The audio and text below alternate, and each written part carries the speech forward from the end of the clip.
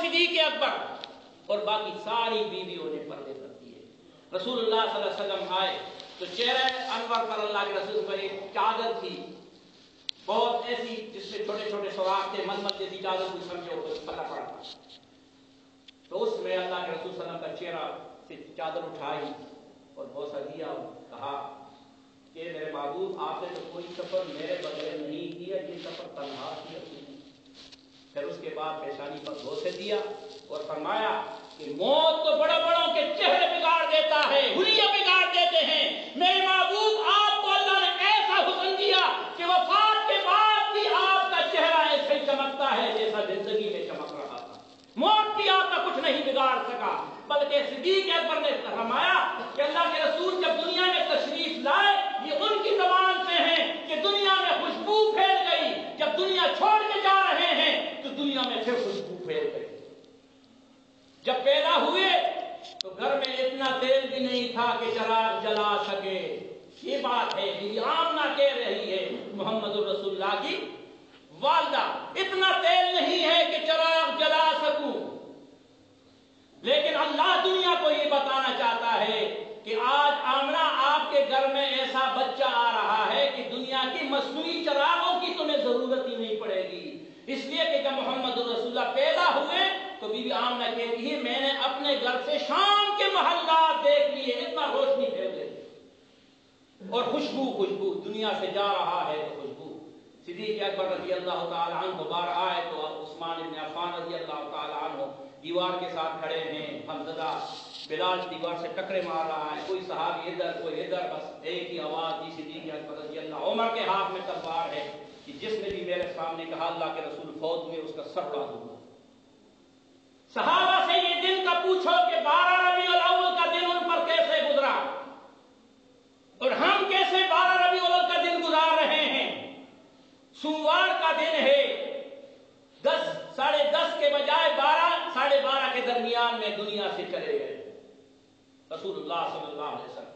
صدیق اکبر رضی اللہ تعالی عنہ نے بڑے استقامت صبر کا مظاہرہ کیا۔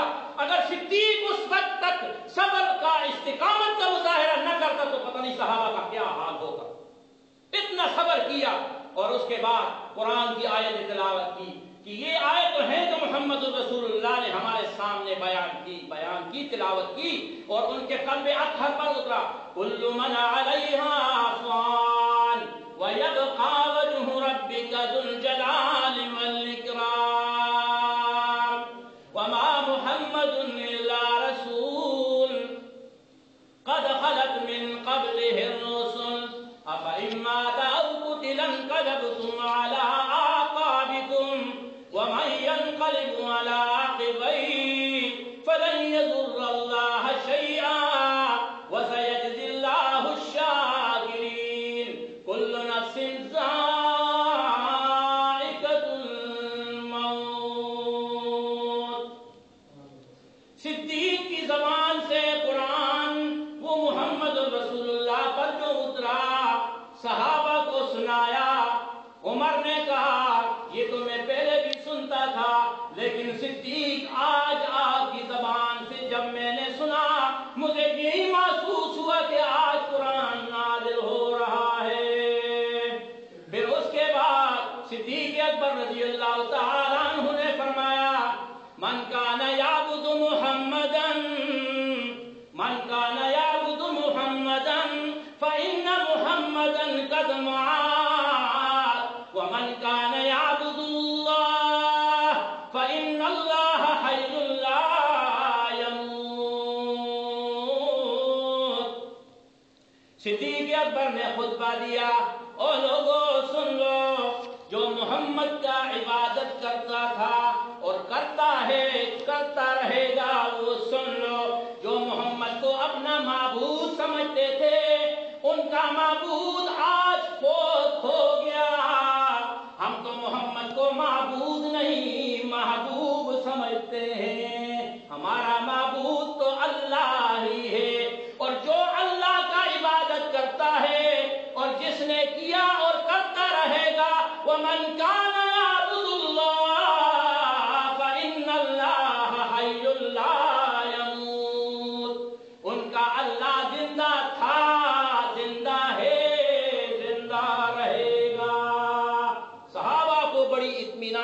تسلی اس کے بعد ہو گئی۔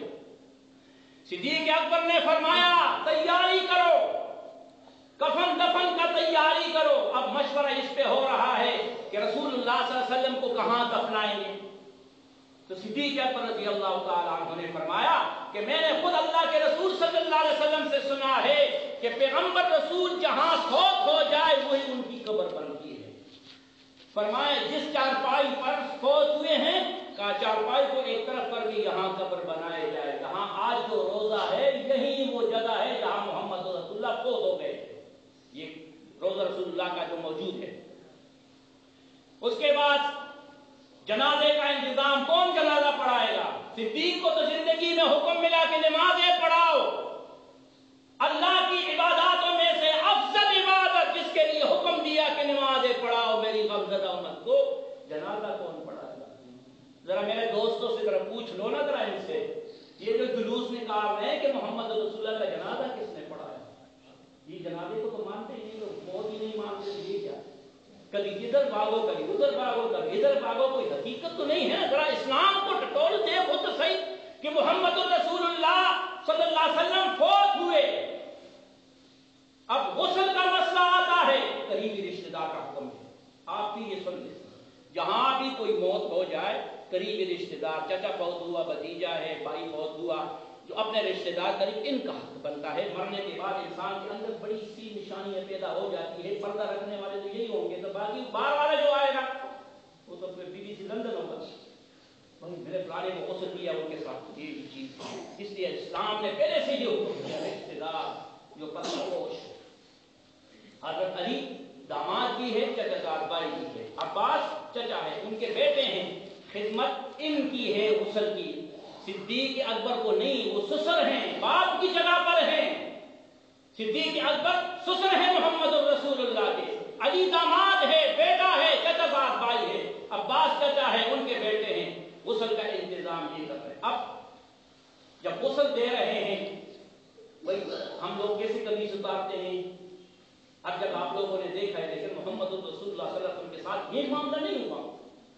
فرمایا کہ اسی جگہ پر اللہ نے ایک اون پر اتاری، آنکھ جیسی لگ گئی، پھر جا گئی، آواز آئی دیکھی علی محمد سے قمیص مت اتارو، غیبی آواز آئی، اسی کپڑوں میں محمد الرسول اللہ کو غسل دے دو۔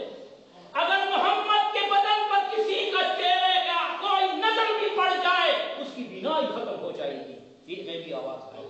پھر اسی کپڑوں میں غسل دیا گیا، پھر اس کے بعد قمیص اتاری اور 3 کپڑے جو کفن والے ہیں وہ پہنائے۔ پھر جنازے کا وقت آیا، کون جنازہ پڑھائے؟ ہر آدمی صدیق اکبر کی طرف دیکھ رہا ہے کہ صدیق جنازہ پڑھائے گا، نماز بھی دونوں نے ان کی موجودگی میں پڑھائی ہے امت کو۔ صدیق اکبر نے فرمایا نہیں، رسول اللہ صلی اللہ علیہ وسلم نے مجھے بتایا تھا کہ میرے رب کا یہ حکم ہے کہ جب کفنانا دفنانا جنازے کا ٹائم آ جائے تو حجرے کے اندر چارپائی میت میری رکھ دو، سب چلے جاؤ، دروازہ بند کر دو، جبریل آئے گا جماعت کے ساتھ، اسرافیل آئے گا جماعت کے ساتھ، اسرائیل آئے گا جماعت کے ساتھ، میکائیل آئے گا جماعت کے ساتھ، لیکن امام ایک بھی نہیں ہوگا، جس کا جنازہ پڑھایا جا رہا ہے وہ خود امام الانبیاء ہے۔ اب سمجھ میں آئے گا، کسی کو جواب تو دے سکو گے کہ محمد الرسول اللہ کا جنازہ ہوا لیکن امام کے بغیر۔ باقی دنیا کا جنازہ اگر امام کے بغیر پڑھایا جائے تو جنازہ نہیں ہوگا، اور محمد کا جنازہ اگر امام پڑھائے تو جنازہ نہیں ہوگا، اس لیے کہ محمد الرسول اللہ خود خاتم النبیین امام الانبیاء ہے۔ صدیق اکبر نے یہی فرمایا کہ پہلے جبریل آئے گا جماعت کے ساتھ، فرشتے آئیں گے، صفے بناؤ، 3 4 صفے جتنے بنتے ہیں حجرے میں، سلام پھیرو، کھڑے کھڑے چلے جاؤ، پھر اور آئیں گے، پھر اور آئیں گے، پھر اس کے بعد صدیق تم لوگ آؤ، پھر میرے اہل بیت گھر والے آئیں گے، مہاجرین آئیں گے، انصار آئیں گے، صفے کے صفے بناؤ، نیت باندھو، سلام پھیرو، نکل جاؤ، پھر اور آئیں گے، تم چلے جاؤ، پھر اور آئیں گے۔ سوموار کے دن فوت ہوا تھا، منگل کا دن بھی گزرا، اور منگل کی رات اور بدھ کی درمیانی رات میں محمد الرسول اللہ دفن ہوئے۔ یہ لوگوں کا عام ضرورت جنازے کی وجہ سے اتنی دیر ہو گئی، ورنہ اسلام میں اجازت نہیں ہے۔ اسلام کہتا ہے جہاں فوت ہوا وہیں دفنا دو، میت کے لیے جلدی قبر کی کوشش کرو، ہو سکتا ہے کہ اللہ نے اس کی بخشش کی ہو، اس کا مقام وہ ہے، اپنے مقام کی طرف، اپنے گھر کی طرف یہ خوش ہے، لے جاؤ۔ وہ بھی چیخیں مارتا ہے کہ مجھے لے جاؤ، ایک اور بھی ہے چیخیں مارتا ہے کہ مجھے کہاں لے کے جا رہا ہے، مجھے تو دنیا اچھی ہے۔ یہ وہ بدنصیب ہے۔ تو رسول اکرم صلی اللہ علیہ وسلم کا نماز جنازہ بغیر امام، صحابہ، مہاجرین، انصار، اہل بیت، فرشتوں نے سب نے جنازہ پڑھا، دیر ہو گئی۔ منگل اور درمیانی رات دفنایا اسی جگہ جہاں قبر مبارک اب کی ہے۔ یہ بی بی عائشہ کا گھر ہے، محمد رسول اللہ کا گھر ہے۔ رسول اکرم صلی اللہ علیہ وسلم کو یہاں دفنایا، رات کا وقت ہے، صحابہ نے دفنایا، کوئی ادھر جا رہا ہے، کوئی ادھر جا رہا ہے۔ فاطمہ الزہرا رضی اللہ تعالیٰ، آخری بات کہہ رہا ہوں، وہ گھڑی 5 منٹ آگے رکھی ہے نا آپ نے، مجھے پہلے اس کے دماغ میں ٹک ماری ہے اس نے، میں نے پہلے چیک کیا، خطیب گھڑیوں کو بڑا چیک کرتا ہے۔ تقریباً آپ 2:02 ہو گئے، 5 منٹ تو مجھے بھی جو میرے کراچی سے آپ کے پاس یہاں سے یہاں تک آ گئے، 5 منٹ تو دو اللہ کی کچھ بات ختم کرتا ہوں، کام والے آگے ہم بیکار لوگ ہیں۔ فرمایا انس بن رضی اللہ تعالیٰ عنہ، خادم خاص، 10 سال خدمت کی، گھر کا سودا لایا، بلال حبشی انس رضی اللہ تعالیٰ عنہ رات کی تاریکیوں میں سسکیاں کھا کے جا رہا ہے، خاتون جنت کے دروازے سے گزر رہا ہے، تو خاتون جنت سمجھ گئی کہ یہ تو انس کی آواز ہے۔ بیٹی نے اندر سے آواز دی، محمد رسول اللہ کی، انس، ہاں بہن، فرمایا خادم خاص ہو نا، صدمہ ہوا کہ نہیں؟ فرمایا صدمہ تو ہوا۔ آخری بات جو اس نے قریب فرمایا، وہ ہاتھ مجھے دکھاؤ، وہ ہاتھ مجھے دکھاؤ جس ہاتھوں سے تم نے اپنے محبوب پر مٹی ڈالی، تمہارا دل کیسے ہوا؟ پھر اس کے بعد یہ اشعار پڑھے، صبت علیہ مصائب لو انہا صبت علی الایام سرنا لیالہا۔ خاتون جنت بابا جان کی وفات دفنانے کے بعد انس سے کہتی ہے، انس آپ کو بھی صدمہ ہوا، صدیق کو بھی صدمہ ہوا، عمر علی صحابہ کو بھی صدمہ ہوا، اور بیویوں کو بھی صدمہ ہوا۔ فرمایا آج آؤ اپنے نبی کی بیٹی سے پوچھو کہ کتنا صدمہ ہوا خاتون جنت کو۔ صبت علیہ مصائب لو انہا، صدمہ تمہیں بھی ہوا اور مجھے جو غم بابا جان کی جدائی سے میرے اوپر جو غم کے پہاڑ گرے ہیں، اس کا ایک آدھا حصہ بھی سورج پر ڈال دو تو روشنی ختم ہو جائے گی۔ مجھے اتنا صدمہ ہوا، خاتون جنت نے فرمایا مجھے اتنا صدمہ کہ روشنی سورج کی ختم ہو جائے گی۔ 6 مہینے حیات تھی محمد رسول اللہ صلی اللہ علیہ وسلم کے وفات کے بعد۔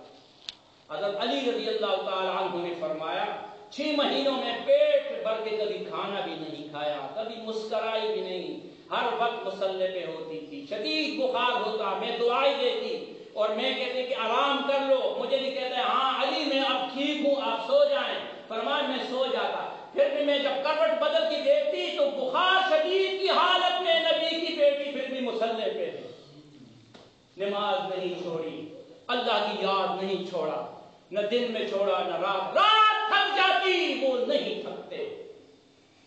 محمد رسول اللہ نے یہی تعلیم دیا آخری میں، الصلاۃ الصلاۃ وما ملکت ایمانکم، نماز مت چھوڑو، جس حالت میں بھی ہو نماز مت چھوڑو، اپنے نوکر خادم کو خیال کرو، ان کو اپنے ساتھ بٹھا کے کھانا کھلاؤ۔ کون کرتا ہے محمد کی تعلیمات پر؟ کون عمل کرتا ہے؟ آج اگر ہم صحیح طریقے میں محمد کی تعلیمات پر عمل کرتا تو ایمان سے کہتا ہوں اللہ کے گھر میں ہوں، نہ لوڈ شیڈنگ ہوتا نہ بے سکونی ہوتی۔ ہم خود اس راستے سے ہٹ گئے، اپنے لیے پریشانی، ہر جگہ دیکھو کھیل تماشے میں جگہ نہیں ملے گی، جگہ نہیں ملے گی، آزان ہو جائے نماز میں ایک صف بھی نہیں ہے۔ یہ حالات ہم نے خود پیدا کیے ہیں، نہ معلوم اس کے بعد کیا حالات ہوں گے۔ اللہ ہماری حال پر رحم فرمائیں۔ ہم بہت گناہگار ہیں، اللہ کو ہماری گناہوں کا پتہ ہے، لیکن درخواست رب کائنات جس طرح دنیا میں تو نے ہمارے اوپر پردے رکھے ہیں کہ نبی کا امتی ہے،